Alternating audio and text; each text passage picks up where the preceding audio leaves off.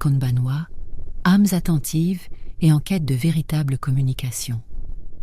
Je m'appelle Naomi, et depuis cet espace où le silence n'est pas vide, mais une invitation à l'écoute profonde, je vous souhaite la bienvenue à Encanto Minimalista. Aujourd'hui, je voudrais que nous nous plongions dans un art subtil mais extrêmement puissant, que nous oublions souvent dans notre monde bruyant et trépidant. L'art d'écouter ce qui n'est pas dit, de trouver l'éloquence dans le silence. Nous explorerons ensemble le concept japonais de Seijaku, cette tranquillité profonde et active, et nous découvrirons comment sa sagesse peut transformer notre façon de communiquer, de nous connecter aux autres et, en fin de compte, de nous comprendre nous-mêmes. Je me souviens d'une conversation avec ma grand-mère Akiko. J'étais jeune et je lui racontais avec beaucoup d'agitation un problème qui me tourmentait, remplissant l'air d'un torrent de mots, de plaintes et de craintes. Elle m'écoutait en silence, avec une attention sereine et profonde, les yeux fixés sur les miens, acquiesçant de temps en temps. Quand j'ai finalement repris mon souffle, épuisé par mon propre monologue, j'attendais d'elle un conseil, une solution, un flot de paroles réconfortantes. Au lieu de cela, elle est restée silencieuse quelques instants, un silence qui n'était ni gênant ni vide, mais rempli d'une compréhension tacite. Puis, d'une voix douce, elle m'a posé une seule question. Une question simple mais incroyablement perspicace, qui m'a amené à voir mon problème sous un angle complètement nouveau et à trouver ma propre réponse. À ce moment-là, j'ai compris que le silence de ma grand-mère n'était pas de la passivité, mais une forme d'écoute active, un espace qui m'a permis de m'écouter moi-même et de trouver ma propre clarté. Ce fut ma première rencontre consciente avec le pouvoir du Seijaku. Dans notre société moderne, nous valorisons souvent l'éloquence verbale par-dessus tout. Nous remplissons les conversations de nos propres opinions, nous interrompons avant que l'autre ait fini de parler, et nous redoutons les silences comme s'ils étaient un vide inconfortable qu'il faut remplir à tout prix. Dans le monde numérique, la communication est encore plus fragmentée et bruyante. Messages instantanés, emojis, titres accrocheurs, flux constant d'informations qui nous permettent rarement de faire une pause pour réfléchir ou écouter vraiment. En conséquence, nous nous sentons souvent incompris, déconnectés, et nos relations souffrent d'un manque de communication authentique. Le minimalisme japonais, qui met l'accent sur l'essence, l'intention et l'élimination du superflu, nous offre un guide précieux pour redécouvrir le pouvoir du silence éloquent. Il nous enseigne que parfois, les mots les plus importants sont ceux qui ne sont pas dits, et que la véritable connexion ne naît pas du bruit, mais du silence partagé. Aujourd'hui, je souhaite partager avec vous quelques réflexions et pratiques inspirées de cette philosophie, afin d'apprendre à cultiver le Seijaku dans nos vies, et à écouter avec notre cœur, découvrant ainsi une nouvelle dimension de compréhension et de connexion dans un monde qui a désespérément besoin de plus de silence et de moins de bruit. L'une des premières leçons les plus transformatrices que nous offre le Seijaku est l'art de l'écoute active et empathique, qui consiste à apprendre à faire taire notre dialogue interne afin de pouvoir véritablement recevoir le message de l'autre, tant verbal que non verbal. Souvent, lorsque quelqu'un nous parle, au lieu d'écouter attentivement, nous sommes occupés à formuler notre réponse, à juger ce qui est dit ou à attendre notre tour pour parler. Ce bruit mental nous empêche de nous connecter véritablement à la personne qui se trouve devant nous et de comprendre l'intégralité de son message.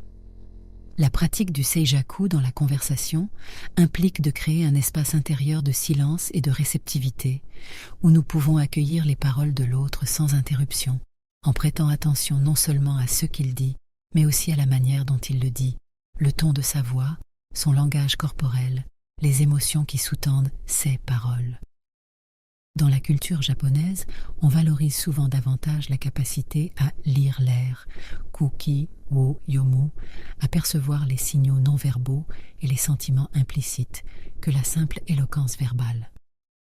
Je pense à Javier, un jeune cadre d'une entreprise de Mexico qui, malgré son intelligence et son éloquence, avait des difficultés dans ses relations professionnelles et personnelles.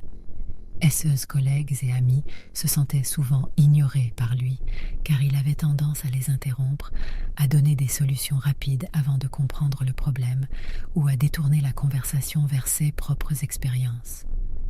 J'ai l'impression que les gens s'éloignent de moi, Naomi, Et je ne comprends pas pourquoi, m'a-t-il confié avec frustration. Je lui ai suggéré de commencer à pratiquer l'écoute silencieuse. Lors de ses prochaines conversations, il devait consciemment s'efforcer de ne pas interrompre, de maintenir un contact visuel et d'écouter simplement dans le but de comprendre, sans chercher à répondre immédiatement. Il devait poser des questions ouvertes pour approfondir ce que l'autre ressentait ou pensait, au lieu d'imposer son propre point de vue. Au début, cela lui a paru incroyablement difficile. Il ressentait une envie constante d'intervenir. Mais avec la pratique, il a commencé à remarquer un changement. « C'est incroyable, Naomi, m'a-t-il dit. Quand je me tais, les gens s'ouvrent beaucoup plus. Je découvre des choses que je n'aurais jamais imaginées auparavant.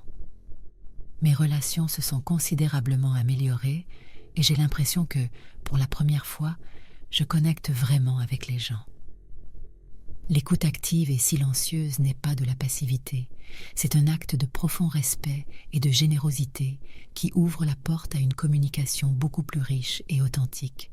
Cette capacité à écouter l'autre est complétée par le courage d'accepter les silences dans la conversation, en les reconnaissant non pas comme des vides inconfortables, mais comme des pauses nécessaires à la réflexion, à l'assimilation et à l'émergence d'une compréhension plus profonde.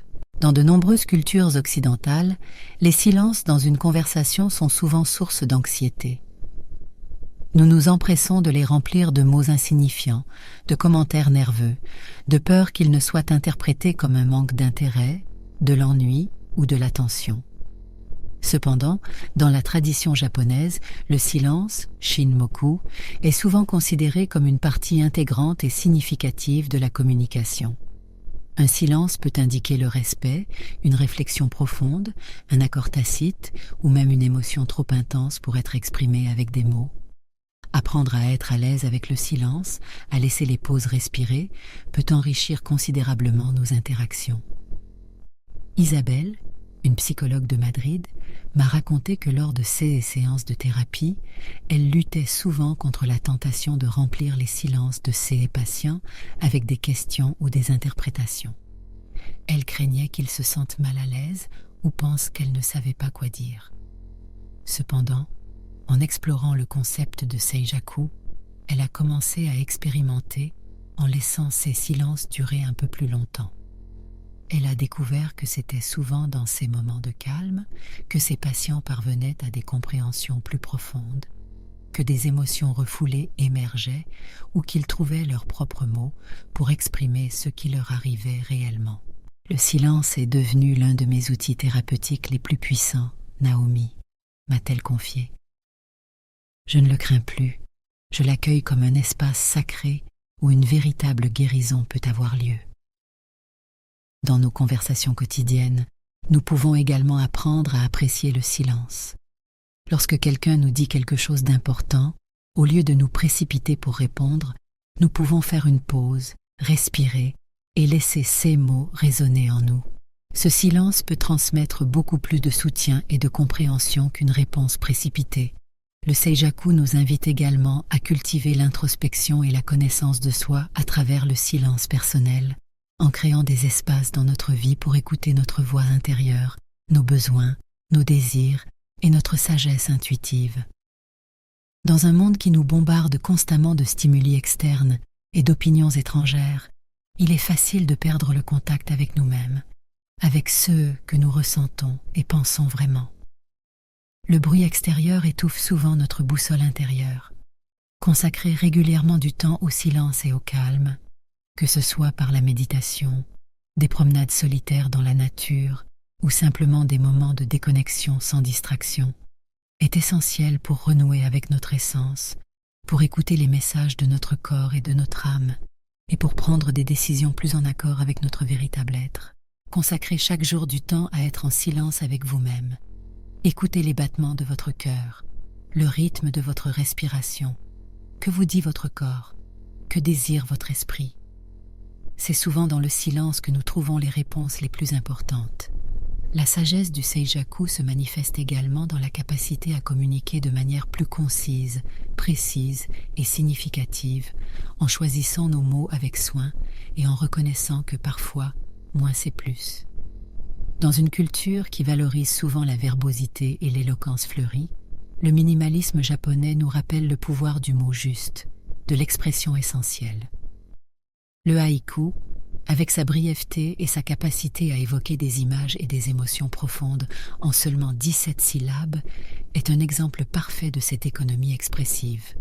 Lorsque nous parlons moins mais avec plus d'intention, nos mots prennent plus de poids et sont écoutés avec plus d'attention. Le silence qui précède et suit un mot important peut amplifier son impact. Je pense à Laura, une cadre à Lima, au Pérou, qui avait tendance à beaucoup parler lors des réunions de travail, à faire de longs discours, souvent en répétant des idées, par crainte de ne pas être entendue ou de ne pas paraître suffisamment préparée. Cependant, elle remarquait que ses collègues se déconnectaient souvent ou ne comprenaient pas le message principal. Pensons à la pratique du zazen, la méditation assise du zen, qui consiste essentiellement à s'asseoir en silence avec soi-même, en observant sans jugement le flux de sa propre conscience. J'ai rencontré Daniel, un musicien talentueux de Buenos Aires, qui se sentait bloqué sur le plan créatif et déconnecté de sa passion. Il passait des heures à écouter la musique d'autres artistes, à lire des critiques, à se comparer, mais lorsqu'il essayait de composer, son esprit restait vide ou se remplissait de doutes. Je lui ai suggéré d'intégrer à sa routine quotidienne des périodes de silence créatif, des moments où il s'éloignerait de toute influence extérieure, éteindrait la musique, son téléphone portable, son ordinateur, et s'assiérait simplement avec son instrument en silence, sans la pression de créer quoi que ce soit, se permettant simplement d'être, d'écouter le silence et de voir ce qui émergerait de cet espace intérieur. Au début, cela lui a été difficile, son esprit cherchait des stimuli. Mais peu à peu, dans ces moments de calme, des mélodies, des idées, des émotions ont commencé à jaillir, qu'il sentait venir d'un endroit très profond et authentique de lui-même. C'est comme si le silence avait nettoyé le canal, Naomi, m'a-t-il dit. J'ai recommencé à écouter ma propre musique, celle qui vient de mon âme, et non de l'imitation ou de la comparaison. Je lui ai suggéré de pratiquer la communication essentielle. Avant de parler, de prendre un moment pour clarifier dans son esprit le point clé qu'elle voulait transmettre, d'éliminer les mots inutiles, les digressions, d'apprendre à utiliser les pauses et le silence pour mettre en valeur ses idées. Au début, je me sentais vulnérable en parlant moins, Naomi, m'a-t-elle avoué. Mais j'ai découvert que mes interventions sont désormais beaucoup plus percutantes et respectées. Les gens m'écoutent plus attentivement et mes idées sont mieux comprises. J'ai appris que la clarté et la concision sont beaucoup plus puissantes que le verbiage. Avant de parler, demandez-vous: est-ce vraiment nécessaire? Est-ce clair? Est-ce que cela apporte une valeur ajoutée? Parfois, le message le plus puissant est celui qui est délivré avec le moins de mots, mais avec la plus grande intention. Enfin, le Seijaku nous enseigne l'importance de trouver et de cultiver des espaces de calme physique et mental dans notre environnement et dans notre vie quotidienne, en créant des refuges de paix où nous pouvons nous ressourcer et renouer avec la sérénité, même au milieu du chaos urbain. Tout comme un jardin japonais soigneusement conçu, avec ses éléments d'eau, de pierre et de végétation disposés en harmonie, peut-être une oasis de tranquillité au milieu d'une ville animée, nous pouvons également créer de petits sanctuaires de silence dans nos maisons, sur nos lieux de travail et même dans nos propres habitudes. Il peut s'agir d'un coin lecture tranquille, d'un moment pour savourer une tasse de thé en silence, de la pratique consistant à éteindre les appareils électroniques 1 heure avant de se coucher, ou simplement du choix conscient de marcher dans des rues moins bruyantes. Miguel, un jeune étudiant de Santiago du Chili, qui vivait dans un petit appartement bruyant près d'une avenue principale, se sentait constamment stressé et avait du mal à se concentrer. Je lui ai suggéré d'essayer de créer un microclimat Seijaku dans sa propre chambre, d'utiliser des écouteurs à réduction de bruit pour étudier ou méditer, de placer des plantes pour ajouter une touche de nature et absorber une partie du bruit, de consacrer quelques minutes chaque jour à ranger et désencombrer son espace visuel, et de trouver des moments pour s'échapper dans le parc voisin et simplement s'asseoir sous un arbre.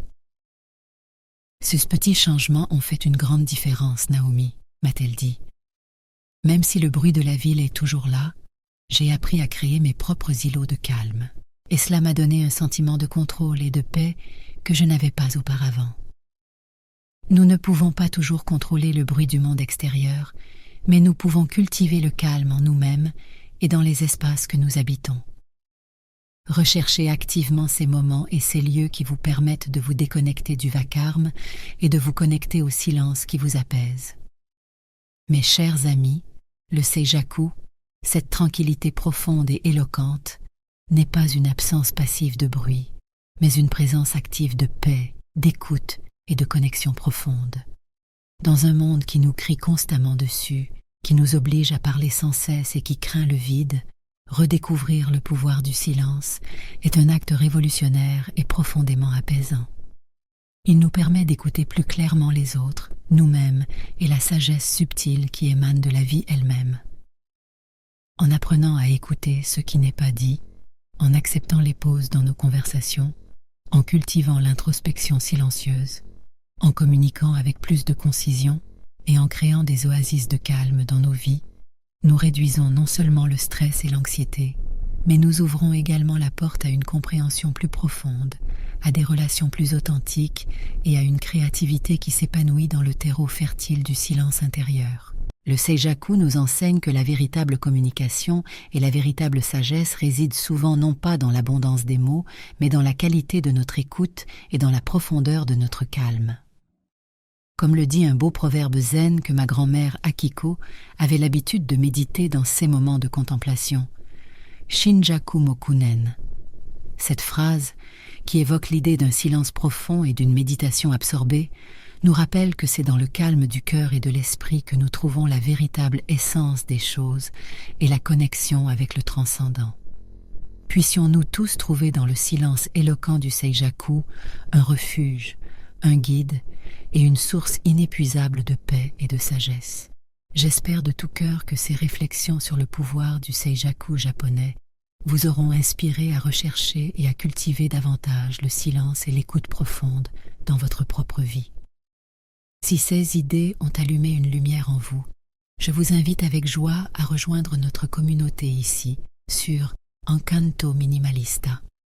Abonnez-vous à la chaîne pour continuer à explorer ensemble ces chemins de sérénité, de conscience et de connexion authentique. Et si ce message vous a apporté un moment de calme, une nouvelle perspective sur la communication ou une impulsion pour embrasser le silence, n'hésitez pas à nous offrir un like. Votre soutien nous aide énormément à faire en sorte que ces graines de sagesse silencieuse atteignent davantage d'âmes qui pourraient avoir besoin d'un répit au milieu du bruit du monde. Comme toujours, j'aimerais connaître vos réflexions, vos expériences et vos intentions. Dites-moi en commentaire quelle forme de pratique du Seijaku vous parle le plus en ce moment, ou quels petits pas vous êtes prêts à faire cette semaine pour cultiver davantage le silence et l'écoute profonde dans votre vie. Écrivez « J'écoute le silence éloquent » si vous vous sentez inspiré à embrasser cette voie de la communication consciente et de la paix intérieure. Merci infiniment pour votre présence, votre attention et votre courage d'écouter au-delà des mots. Puissiez-vous trouver dans le silence la voie la plus claire et la connexion la plus profonde. Matanunde.